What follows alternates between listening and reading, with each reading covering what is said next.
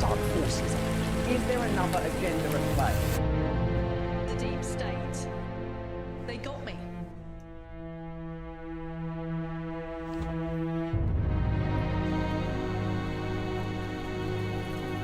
The deep state. Is there another agenda at play? All right.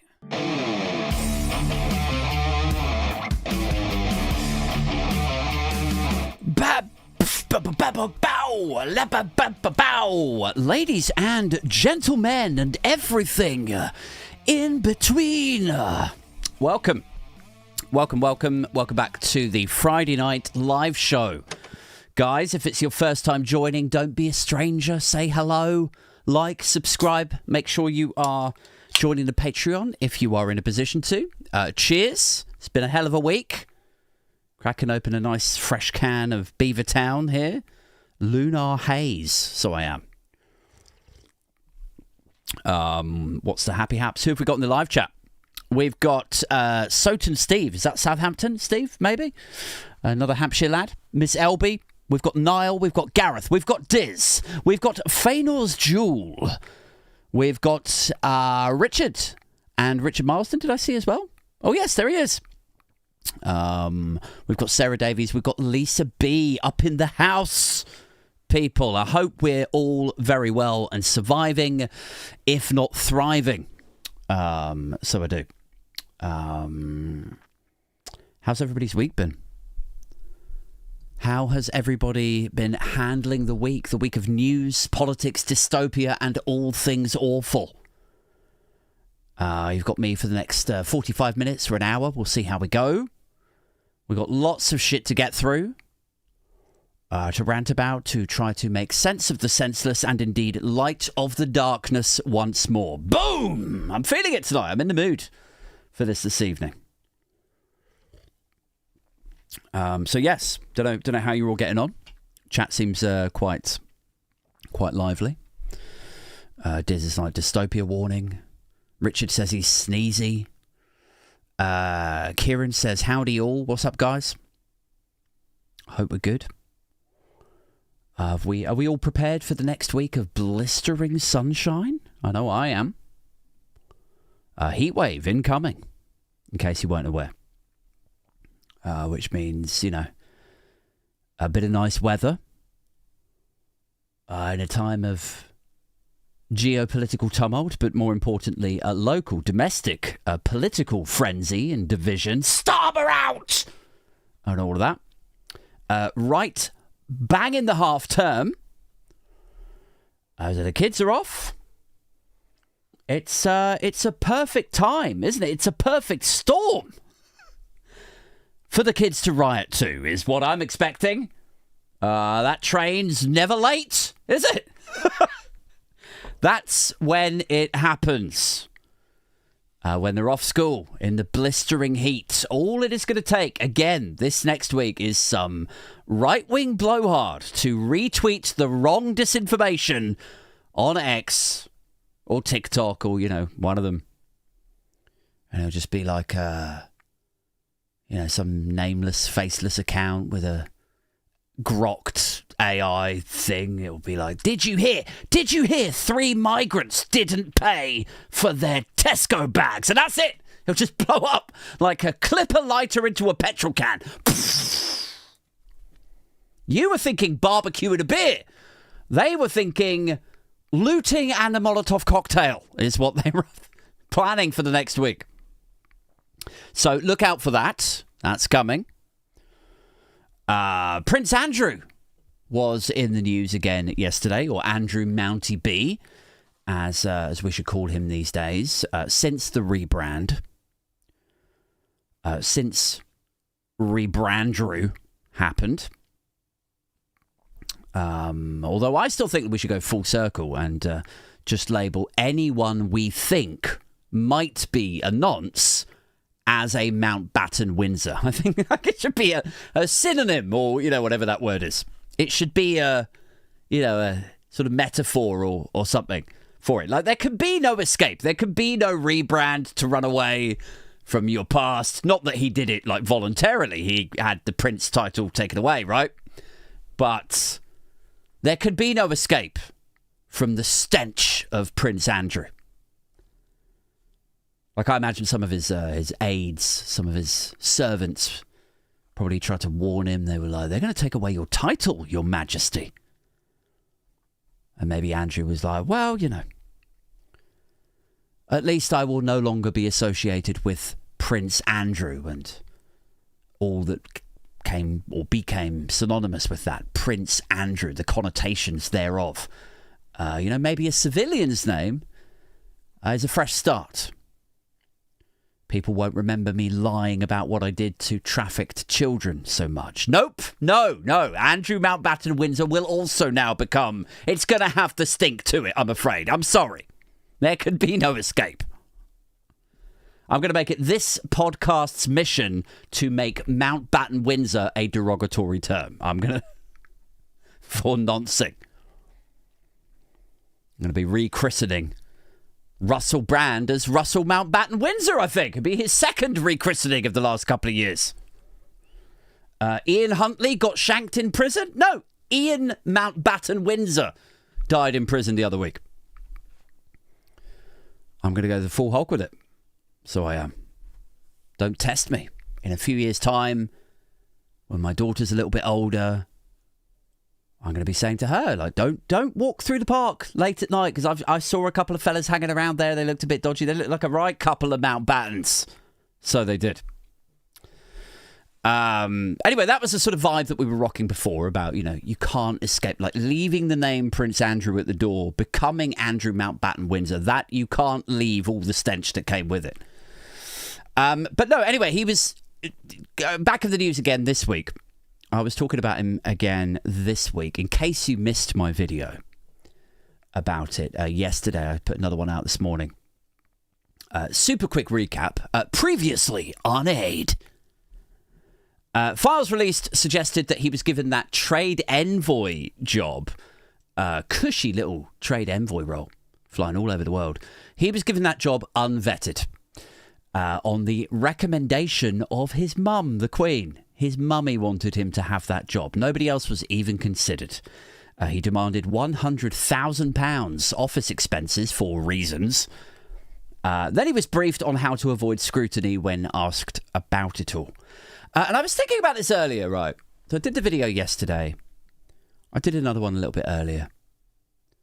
And then after that, I was thinking about it. And I was thinking, like, he's still under investigation, isn't he?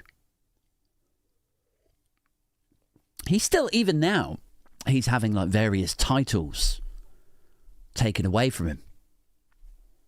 I mean, everyone knows about Prince and His Royal Highness and all of that. But recently, the most recent one was the Court of the Freedom of the City of London, who asked him to return whatever the fuck that is. I don't even know what that is. Has anyone heard of that title before?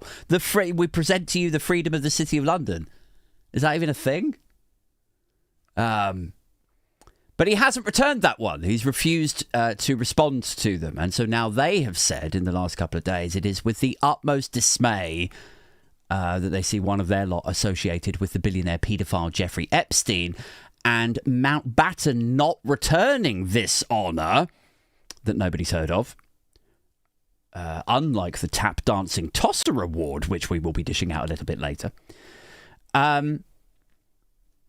They say it's with the utmost dismay that he hasn't returned it and he's not responding to them. So he's still under investigation for the emails, the misconduct in public office. He's still losing titles. Everyone calls him a paedophile. He's had these various, acronyms or whatever removed from his name. He can no longer call himself HRH. I was thinking, if I was Andy, what would I do? What would my next play be? What would I do if I was the former Prince Andrew? And I arrived at the conclusion, I was like, if I was Andrew, I would probably run off to the United States now, to be honest with you. Some people are like, he'll disappear into the Middle East. I think he should go to the US. Like, if he wants to have an easy life of it, but still have some kind of like Western culture existence, I think he should go to the US. I think the whole thing, it just fits perfectly. So it does. Because we know that he's crossed paths with Trump before. You know, they probably high-fived each other in the sauna after they'd finished doing whatever it is that we know that they did. But their lawyers strongly deny ever took place. Like, the high-fives probably happened after they had filled opposite ends of the same trafficked minor. That probably happened. Don't tell me in the fucking live chat. Yeah, gross. It is gross. And it happened. Probably. It probably happened. Allegedly. It's gross that they definitely allegedly did that. So, anyway, running off to the United States to run around with Donald Trump would kind of work for him, I think. Plus, narrative-wise, it would play right into our own UK hysterical, frenzied, frog-boiled, right-wing narrative of the Muslim woke takeover of Britain, wouldn't it? If Prince was ousted, there's a shifting of cultures. Like, he could do a speech, couldn't he? He could do an appearance at Mar-a-Lago. Like, it would be crazy. It would be crazy if it happened, but it still wouldn't be that crazy, considering all of the other crazy that we've already lived through. He could be like, seriously, Britain is finished. They're coming for Donald here, the woke liberati, and there's the witch hunts from the radical left and the Muslims. There's witch hunts and there's kangaroo courts and lawfare, but your president is a hero and he faced them down. And yes, I am the proof. They even came for a prince in England. They're trying to take down our Christian heritage, piece by piece. He could say, oh, I'm so attacked and oppressed in my limousine and the royal suite at MAGA fucking Graceland. They even took away, you're never going to believe this, people at Mar-a-Lago. You're never going to believe this. I'm so oppressed and persecuted. They even took away my Freedom of the City of London medallion, necklace, scroll and golden stick thing. Can you believe it? He could say. Like, it sounds ridiculous. I know. It sounds a little bit, it's satire, right? It's exaggerating. But these are ridiculous times. We all know that satire is dead. It could happen. For people of the Mountbatten class here. What else is going on?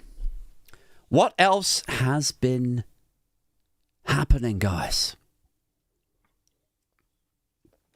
The UK government, currently ruled by the Labour Party, or run by the Labour Party.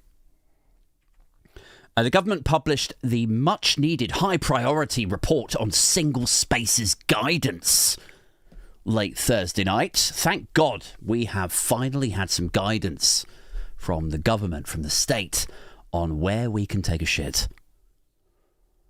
I'm not some big state communist over here, but do we really need the best and brightest from the cabinet and the civil service looking into, analysing and advising on where we can take a shit, guys? Is that what we need? Is it? You're going to fuck around and then have me campaigning to cut waste in the civil service? Like, what the fuck is this? What are we doing here, guys? Get me on some Doge shit on a Friday night. It said, the piece I was reading earlier, government implemented their guidance, includes hospital wards for women only. That will now exclude trans women. Supreme Court ruled the definition of woman and sex in the 2010 Act refers to a biological woman and biological sex. Doesn't recognise trans women. And the government says the new draft code provides guidance to make the law clearer. Thank goodness. Thanks, guys. Thank God you were here. Make the law clearer for service providers and others. Okay. Cool. Like, this transphobic nonsense is just such a fucking waste of time and money. It really is. The trans debate.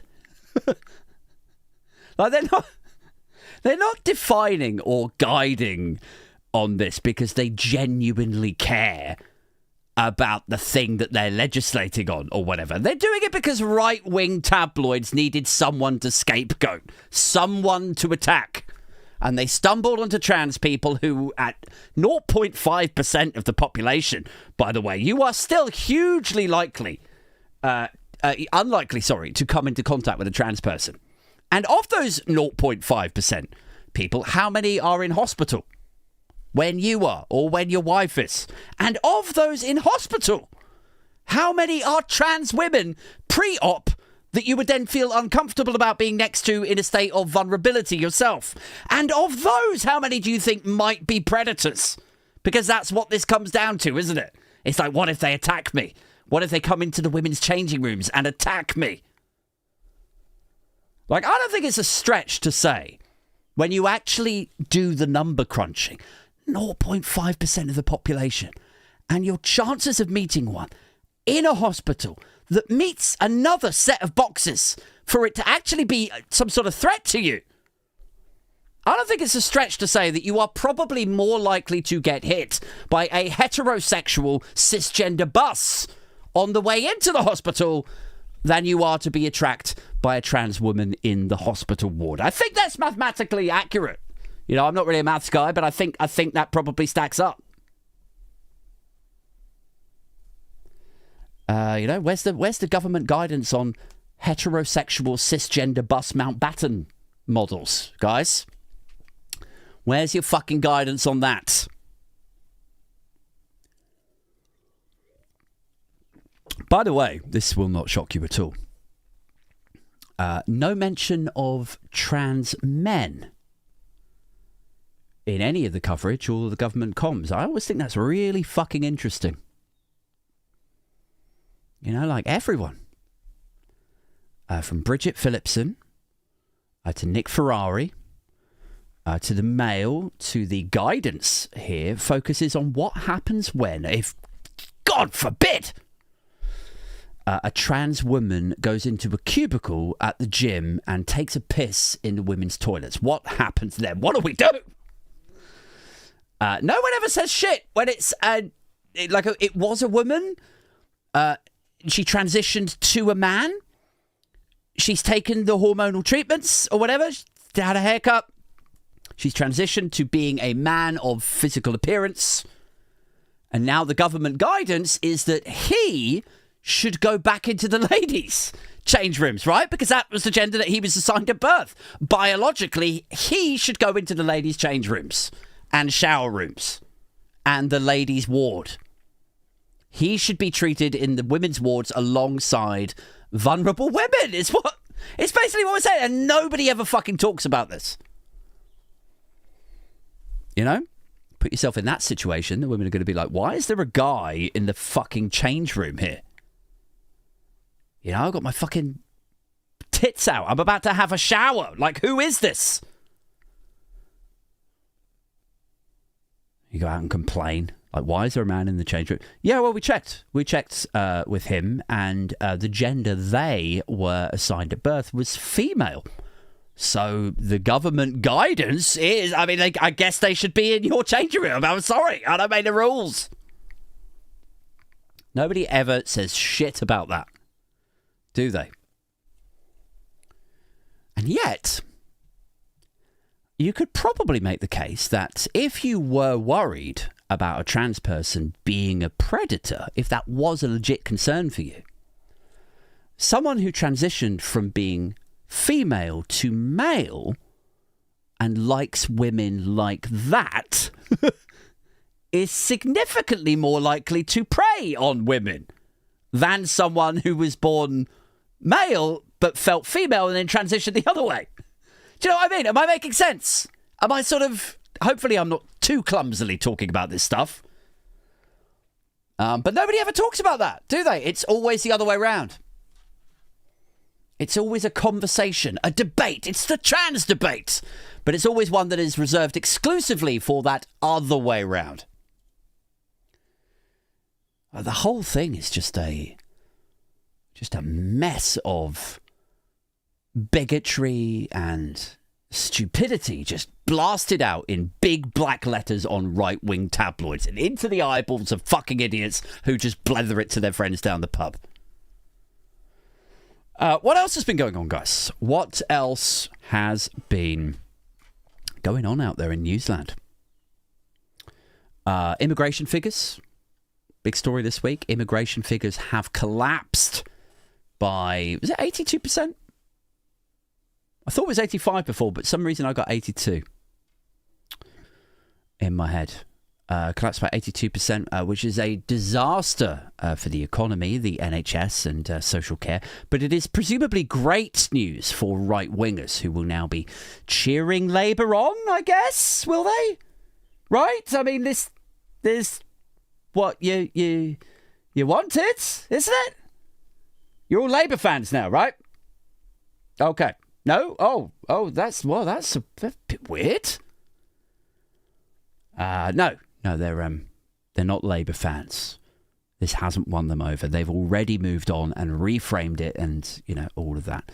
Forget immigration now. Now it's about asylum seekers. These days, where have you been? Or they simply don't believe. That's the other thing. They don't believe the bullshit that they campaigned for, that you have delivered, Labour. They don't believe that it has actually been delivered. And the reason that they can't bring themselves to cheer on Labour or celebrate a policy that has been delivered that they demanded, the reason that they can't bring themselves to do that is because it was never about reducing strain on the system. It was never about whether something was unsustainable and the impact on public services and how busy the roads would be and all of that. It was only ever about racism, wasn't it? I mean, we knew that, didn't we? It seems to be a surprise to others, but it was only ever about racism and hating the other, guys. Which means even when net migration goes from 900,000 in a year down to just 175,000, just cratering down, you can't possibly celebrate that or even acknowledge it, can you? You have to dismiss it or pretend that it isn't real. Or point at some boats is the other one, isn't it? Because for you, the goal was always just to shout and scream about brown people. Like that was actually the thing, wasn't it? Even if it eluded the people up on high on six-figure salaries at Labour strategy. That was actually the thing. Labour strategy and Labour comms were out there going like, they're all shouting about immigration, aren't they? And immigrants. They're really angry about immigrants. Sounds like they have legitimate concerns about immigrants and immigration. And in CCHQ as well, right? It's not just Labour. Labour.com, CCHQ, whoever is the government of the day were like, well, they've obviously thought it all through, all of these angry public people shouting stuff at hotels. I think they've weighed up all the pros and cons. They've looked at all of the facts and figures, and they've concluded that this is actually, a problem for public services. It's unsustainable. They hate immigration for valid reasons. So we should get it down, they thought. But no, it turns out that they just wanted to sip cans of Stella, wave a flag and shout, go home, to some people that they deemed were less than them. So of course, when you reduce net migration figures this much, they don't give a shit. Because it was never about that. They'll just find some other way to do the same thing. Enter the small boats crisis.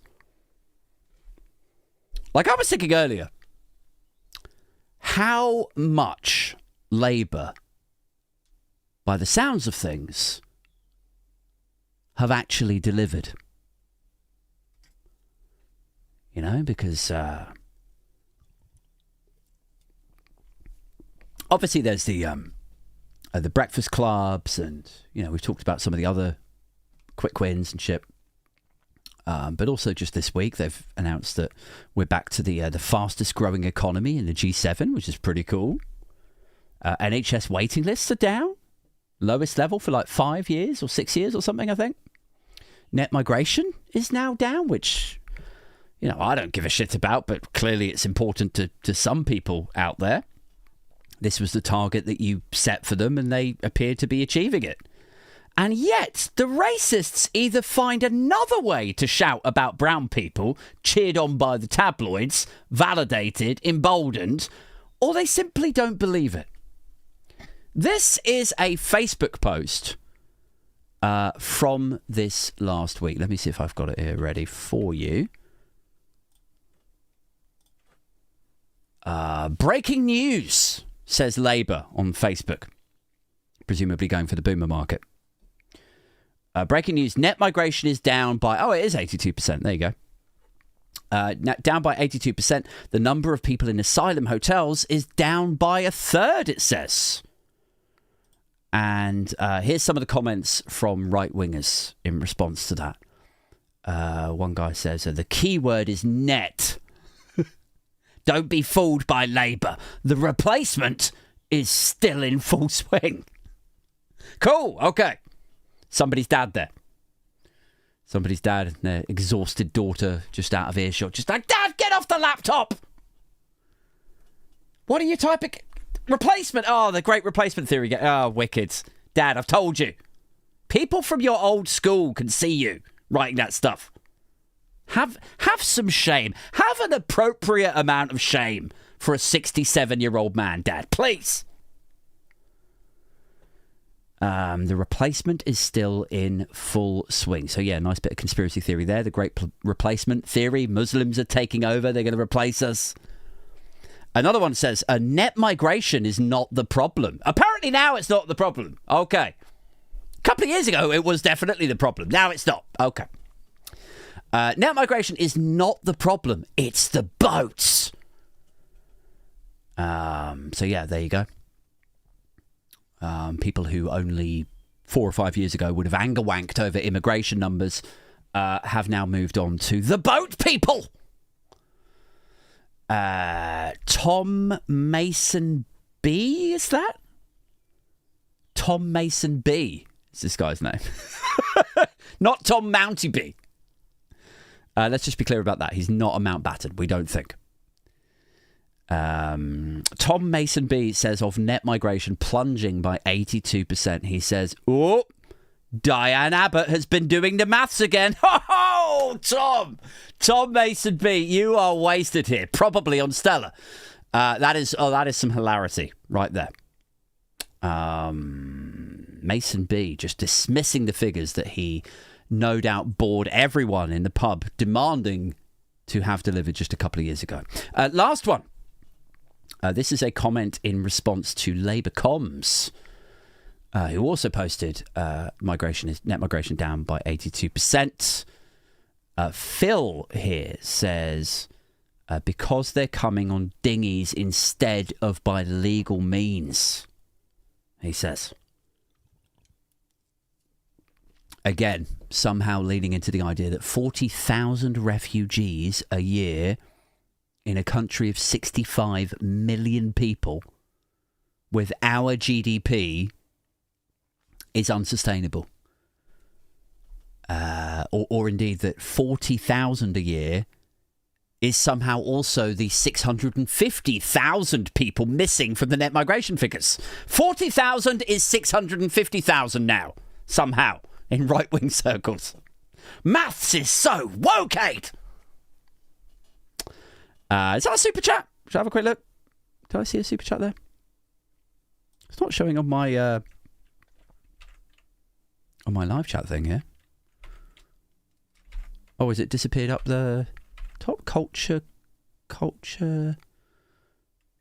Oh, it doesn't show up on the thing. Oh, I'll have to fix that, won't I? Sorry, man. Right, Culture Claret says, can we replace the racists? Because that would be great. That would be a great replacement. Wow. Pardon me. Anyway, as I if I miss any, have I missed any other ones? I'll have a quick look. Andy Mounty B, says Richard Marsden. PDP. Okay, yep. Good stuff. So, yes, as I was saying to this guy in the pub, I got talking to a guy in the pub on Wednesday night. I was being the pub bore myself on Wednesday night, maybe. We were talking about, politics and stuff and things and Labour and comms and how fucked everything is. And I was like, it all goes back to press regulation and social media regulation, which, of course, I've bored you guys with in our own sort of veritable Friday night pub setting here. Because as this week has proved, you can literally give these clowns what they wanted and they'll never know about it. Or they won't believe it. Or they'll pivot to the next device that allows them to pursue the racism. Unless and until you can temper the insanity of the right-wing, rabid, frenzied, frog-boiled press in this country, you are fucked. Let's go back to the live chat. I feel like I'm worried that I'm missing stuff. Yuri says the great bus replacement. There's a phrase, bus replacement or bus replacement service is a phrase that gives me fucking shudders and judders and shit. Anyone that's ever lived on a commuter belt sort of line going into London, seeing bus replacement service is like, oh, fucking no.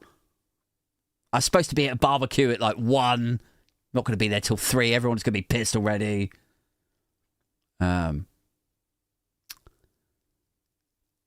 What else have we got in there? Richard Marsden is just saying gummy bears. Okay.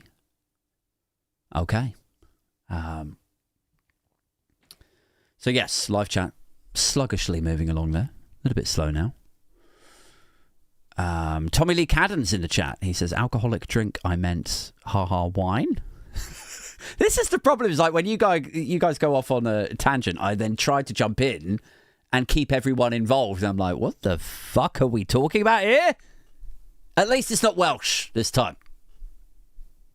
I think I'm the only podcaster or like live streamer who could be getting trolled the entire time in another language and I would have no fucking idea. And yet you'll still continue to log in and check out the live stream every Friday. Like, is it the content? Are you enjoying the content? Or do you just like, trolling me in Welsh? I don't know. And I will never know because you'll answer that question in Welsh. So fuck me. Anyway, yes, people in the live chat, and indeed people not in the live chat, if you're watching this for the first time, do make sure that you jump in there and say hello. Get involved, guys. I'm always looking to say hey to the newbies. So I am. Also, before we get on to the next bit, we have an in-person meetup for the Patreons, don't we? And for the channel members. That's on June the 20th. So just under a month away, guys. It's the first one north of the M25, so I am quite excited. Last time we all met up, it was me, it was Diz, it was Russ, it was Jock, it was Richard Marsden, it was Stu, Graham from Politics Social came down, Pranay was there. We all went off to see Nirvana UK, the tribute band, at the O2 place in Islington. It was a good time. I had a great time. I got way too pissed. And I couldn't find the barge, my Airbnb. I couldn't find my longboat that I'd rented. I had to phone the guy at gone midnight. I was like, I can't find it. Have you moved it? He was like, yeah, you're all right, mate. Keep going under the bridge. It's the next one along. I was like, oh, thanks. Thank you, mate. Sorry. He was like, have a good sleep. It was a good time. I had a blast at the last one. I always have a good time at the Patreon meetups. So yes, Liverpool, June the 20th, Patreon and channel member. At Paul Webster Lincoln Super Chatted $13.52. Reform Paul Webster's just dropped a super chat. What's up, Paul? How you doing? Richard J. Murph what we're saying? Also, reform the economy. Keynesianism, not neoliberalism. Richard J. Murphy style. I also, this is the second tenor, other taken but not shown. Oh dear. That's shitty, isn't it? Sorry about that. Hopefully it's behaving itself now. At Richard Marsden 8003 Right, super let's get chatted on to this week's. $2.69. It's not quite the freedom of the City of London, but it's not far off. Let's get on to our very own award, our own honour that we dish out week after week. It's the Tap Dancing Tosser Award. Well, that's absolutely pathetic. Okay, so for new listeners and viewers, the Tap Dancing Tosser Award is an imaginary statuette award that I distribute each and every week to people that I think have performed their bellendry to award-winning standards. Tier 1 twattery. So, this week's nominees could have been, or could have included, Ryan Bridge from Raise the Colours, taking a break from his presumed side hustle career as a Pan 10 model to continue with his flag shagger movement. Going on TV to complain about being arrested for an alleged van GBH situation. They've hit someone with the van! His mate reportedly getting a £13,000 fine also this week for illegally putting up flags.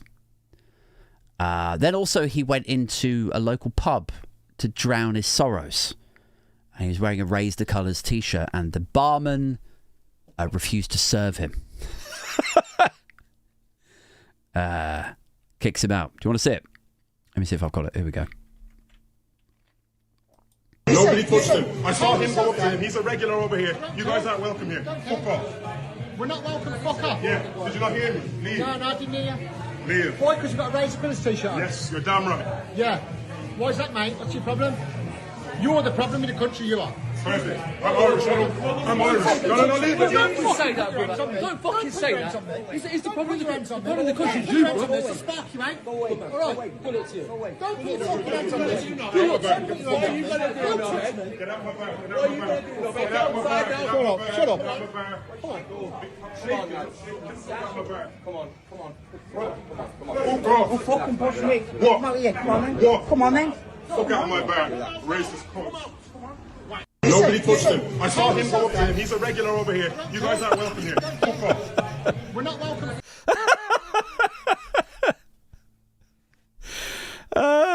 Like, I don't like him. I think he's a tit. But I also kind of love him. Like, as an unintentionally, like, tragicomic character, you know? You know, of all the flag shaggers, of all of these fucking idiots out there that are doing this sort of thing, like with the selfie cams and the auditors and the putting flags up on a lamppost and all of that, Brummy Braveheart here is easily the most entertaining to watch. He is, and laugh at. And it's not even close. It's not even close, guys. So we could have given the award to him. Of course we could have. But no, this week's Tap Dancing Tosser Award goes to the entire fucking Reform Party, which I know it sounds like a bit of a cop-out, but bear with me. Normally we give these to people, specific people. So, let me explain. If this award seeks to shine a light on those who have performed their own stupidity, I mean, Reform just fucking nailed it this week. They really did. Unparalleled. It's really like, it's sort of end of the pier. End of Clacton Pier, probably. Ensemble performance levels of cretiny from the Reform Party. Monday, let me take you through it. Monday, you'll recall that David Bull, chairman of Reform UK, went AWOL. Reform are, of course, leading in the polls and are on course to form the next government following the next general election if the polls continue in the same sort of trajectory as they are on. And the chairman of the fucking party just vanished. just like, where is he? Where is David Bull? Was he fired? Did he walk? He still hasn't tweeted since. Did you know that?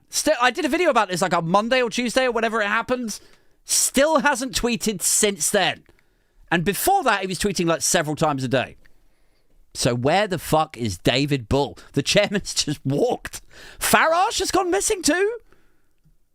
Farage has gone missing. He's not answering questions about anything, not least his £1.4 million house that he bought in cash. And it was cash that he said was from reality TV appearances. But journalists have since shown that it couldn't have been because of the timelines. Doesn't match up. We just found out today he's got a £10,000 CCJ outstanding. That was revealed by Channel 4. His candidate for this upcoming by-election, his candidate Robert Kenyon, was announced Tuesday, and by Wednesday morning it was revealed not only had he tried to wipe his own social media footprint completely, but Twitter had suspended one of his other accounts. And then this other one came up. Like he had 2 or 3 different accounts, and the other one had a whole fucking slew of horrible shit on it. And he was a Facebook friend of this white supremacist Christo-fascist. And clearly this is just the latest candidate, of course, for the Reform Party that they have excreted out to represent them, only to have that individual's past pulled up and torn apart in front of everybody. Things, accounts, quotes, tweets, posts that should have been found, identified, nuked in their vetting processes. Instead, now ejacked over the socials and into the columns. Like, it's incredible that a party who get empty balls over border patrol, tightening checks, undocumented males, fighting age men. We don't know who these men are. Appear to let just anybody in when it comes to their own staffing. Isn't it?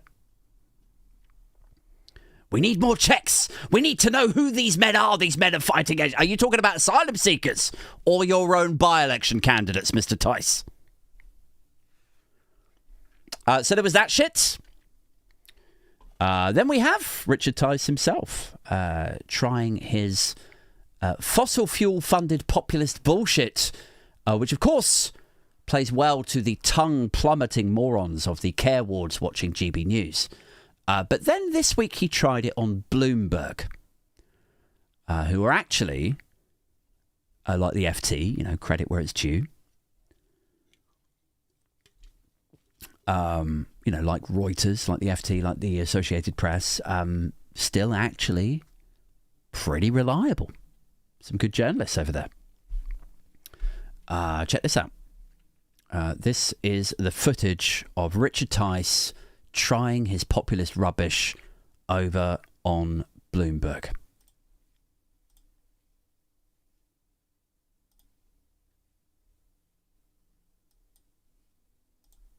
Hi, I'm Akshat Rati, the host of Bloomberg Zero podcast. This week on the show, I had Richard Tice, Deputy Leader of Reform UK and the spokesperson for Energy and Net Zero, to understand how he thinks about climate and energy issues and, crucially, what evidence shapes his views. Look, the climate's always changed for millions of years, and it goes through cycles, long, medium and short. So these things move in cycles.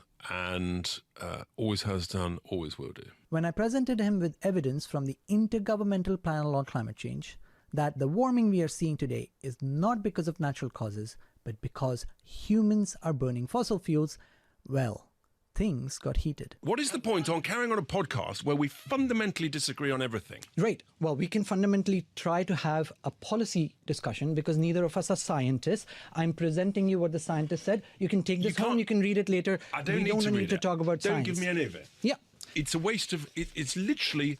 You're wasting my time. And when shown more evidence... You can't present me with a whole load of graphs that I can't read, that may well be bullshit. Okay. Okay?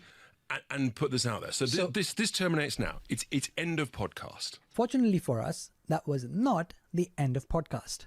You can hear the full episode on bloomberg.com/0-podcast or wherever you get your podcasts.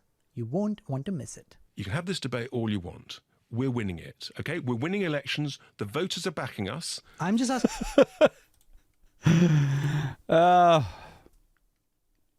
Fucking idiot, isn't he? Fucking Islamophobic, plastic patriot, monorail cunt, isn't he? I hope he prolapses on his wedding day. I hope that happens in a Sharia service in Dubai. I hope that happens with my mean heart. I hope that happens to him.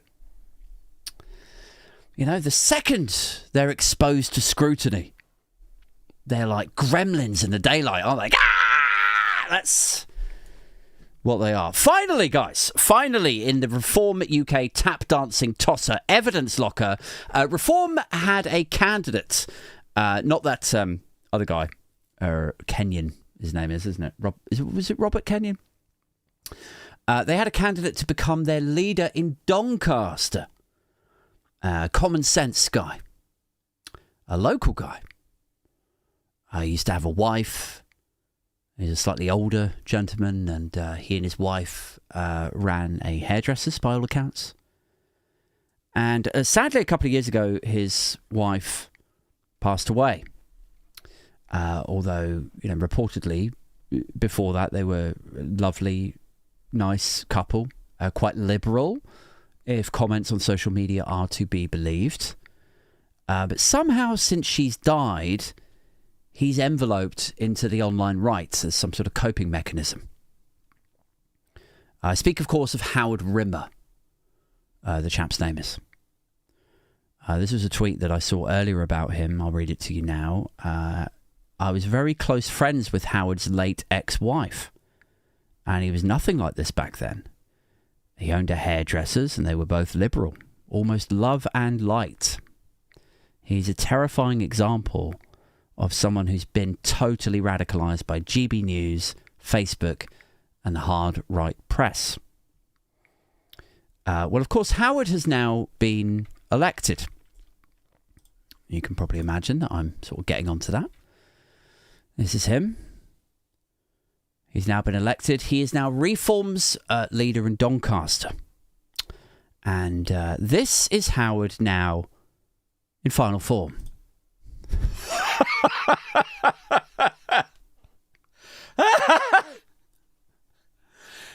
So yes, this is, I mean, look, Reform leader in Doncaster, Howard Rimmer. Jesus fucking Christ. So yes, Crusader outfits, radicalisation, deleted social media accounts to come back to bite their candidates, losing your shit in Bloomberg interviews, and people going weirdly AWOL. For all of that this week, Reform UK, you lot are the recipients of the Aid Thompson and Other Disappointments podcast's Tap Dancing Tosser Award.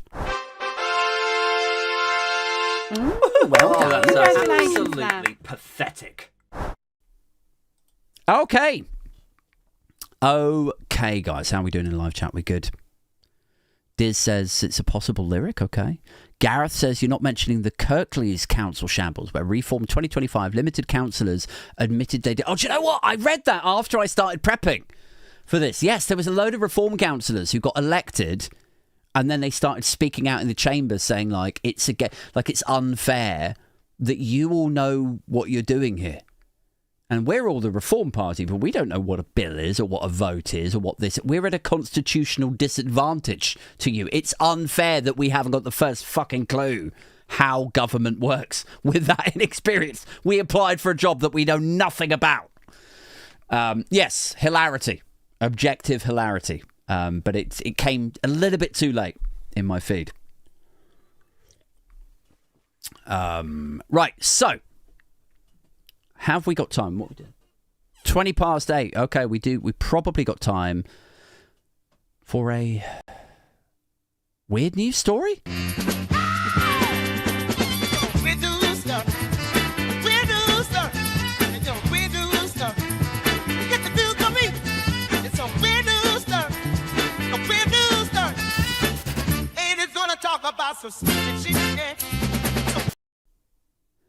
Weird news story.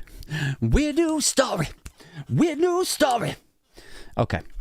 So this is a bit of a Matt GPT flavoured weird news story because the San Francisco Examiner, pardon me, tell us that there is a new book out that seeks to help us manage and establish truth in the age of AI. This piece is originally by the writer, what's his name? Have I got his name here? Benjamin Mullin? Is that it? Yeah. Go give him a follow. I always like to sort of shout out the name of the actual writers of some of these things because they deserve, they put in the work and then we just fucking talk shit about the piece. So if you want to go and follow them, please do. If it sounds like an interesting area for you. Benjamin Mullin is his name. So it's originally by him for the New York Times and then reprinted by the Examiner. But here it is, and it's got a proper plot twist for you. Here is the headline for you from the San Francisco Examiner by way of New York Times. Book on truth in the age of AI contains quotes made up by AI. I love it. I love the sort of... We've talked about this before, haven't we? About like self-referential kind of, meta levels deep kind of things. A book on truth in the age of AI contains quotes made up by AI. It says, the author of a non-fiction book about the effects of artificial intelligence on truth acknowledged Monday that he too had included... Just like Matt Goodwin. It's an easy mistake to make, I think, yeah. It had included numerous made-up or misattributed quotes concocted by AI. Hallucinations, they call them, don't they? And it's presumably ChatGPT. I don't know that, but... how many times do we need to see and experience this same story being played out before we learn that it is not there yet? It's not a reliable source of information quite yet. It may be confident. I mean, in some ways, it's actually very like right-wing tabloid. It's confidently wrong or wrongly confident or whatever, Oh, yeah, no, this is it's totally... Oh, don't tell me that. No. Load of rubbish, son. It's very tabloid. But yeah, it's not... We're not there yet. It's not quite there yet. You can use it for research purposes. I do. It might find you some gold nuggets, but you do have to triple check this shit. You just do. You gotta triple check the fucking shit. Guys, is a direct quote that I got from ChatGPT earlier, attributed to Charlotte Bronte. Don't believe the fucking robots. Was another one by her sister, Emily Mountbatten. You might want to get somebody to fact check that. I don't know. Anyway, it continues. Get back to the story, Ed. The author, Stephen Rosenbaum, whose book The Future of Truth was released this month to great fanfare, incorporated more than half a dozen misattributed or fake quotes in sections of the book reviewed by the New York Times. The Times asked Mr. Rosenbaum about the quotes on Sunday and Monday. On Monday night, Rosenbaum acknowledged in a statement that the book had a handful of improperly attributed or synthetic quotes. A handful. New York Times just holding him to account. At least the American press is holding someone to account. Even if it is an author. Even if it is, this is a diluted tribute act to fucking Andy 12s. Don't these publishers, don't the publishers that published the book with the fake quotes in it, don't they have checkers and shit before they put out this stuff? Or has all of that been defunded and gutted now? Nobody has any quote checkers. And anyway, it continues. It says, he said that the inclusion of the incorrect quotes was an accident. Yeah, no shit. I'll just make them up. And that he had no intention of fabricating any viewpoints while writing the book. Well, okay. As I disclosed in the book's acknowledgements, I used AI tools, ChatGPT and Claude, during the research process. That does not excuse the errors, and I take full responsibility. Okay. More than Matt Goodwin did, I think. I think Matt Goodwin actually said he was going to revise and then have something reprinted. And I don't think... Can somebody in the live chat correct me? I don't think Matt Goodwin has actually, corrected it still, has he?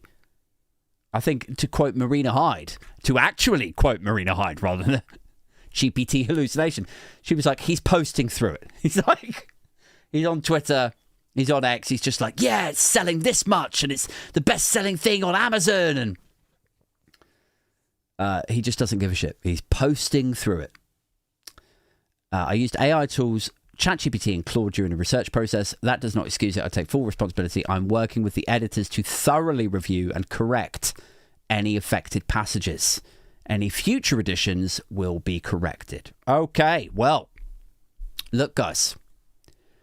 I don't know what sort of final thought to leave you on before we wind this down into the lock-in. How do we sort of sum this all up? How do we wrap all of these tangled weaves together? We've got Andrew Mountbatten being investigated for sex crimes. We've got the Labour Party, who have plunged net migration figures down to the levels that right-wingers said that they wanted, but now they're still not happy. We've got the Reform Party, who are odds on going to form the next government, and they seem like just a haphazard, chaotic and ridiculous shower as basically any other party. Except, of course, they've got the benefit of the right-wing press just cheerleading them on constantly. Do you know what I think of? When I think the right-wing press, I think of, that scene in American Pie 2, I think it's in, where they think that Jim has a mental disability, and he gets a trumpet, and they smack his arse and push him on stage. And he doesn't know how to play the trumpet, but everybody thinks that he's mentally disabled, so they just cheer him on anyway. They're like, yeah! That's how I see the right-wing press cheering on the Reform Party at the moment. Is they're obviously unsuitable, hugely incompetent, disgustingly corrupt, and yet the right-wing press are just like, yeah, buddy! You're doing amazing, buddy! And then finally, I don't know how we tie this all up. We have an AI book, a warning about the dangers of truth being forgotten in the age of AI that is itself powered by made-up quotes, manufactured or hallucinated by AI. I don't know how to tie this all up other than to say, that's it, guys. Let's wind this shit the fuck up. I'll see a bunch of you on June the 20th for the Patreon meetup. Let's wind this down. It's time for the lock-in. Until next time, keep it booge, keep it Bimfluencer, and we are out this motherfucker. Cha! Okay.